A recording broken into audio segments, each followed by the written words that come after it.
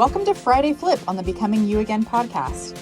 Every Friday, I take your divorce problems, conundrums, and questions and do a quick flip around to empower you to show up as the best you after divorce.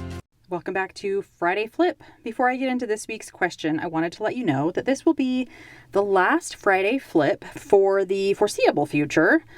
With the podcast growth and with my coaching practice growth, I have to decide on where to put my focused time, and putting out my main podcast episode that comes out every Monday is where I want to put my complete focus at this time.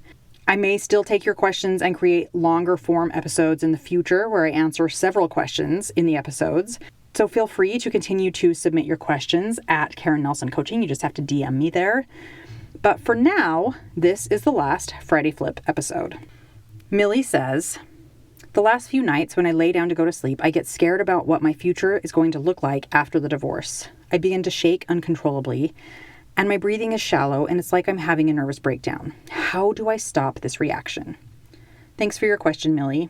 It sounds like your nervous system is being triggered by your uncertain thoughts about the future, and it's then going into an overburdened fight, flight, or freeze mode. And this is something that our nervous system does as a protection mechanism when it feels unsafe. So it may be useful to remember first that nothing has gone wrong here. Your nervous system is doing its job and it is working to protect you. But there are definitely certain things that you can do to regulate or calm your nervous system when it reacts this way to help you feel more connected to yourself and less triggered as you lay down to go to sleep. Since the uncertainty and the worry that you are thinking about as you lay down is what's triggering this response inside your body, and that is all about the future and what might happen, what could happen, and all of that, something that might be helpful is to ground yourself in the present.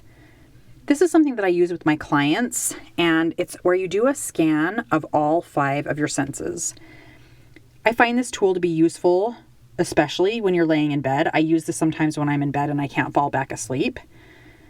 Because what you're doing is you are bringing your thoughts back to the present moment, and you are creating safety right now, and you are calming and reassuring your nervous system that you are safe in this moment, right where you are.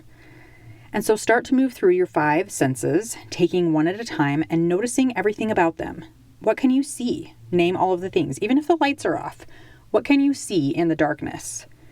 What can you hear? Name all of the things. What can you touch? Name all of the things. What can you taste? Is there a taste in your mouth right now? And what can you smell? Is there anything that you smell in the air in this moment?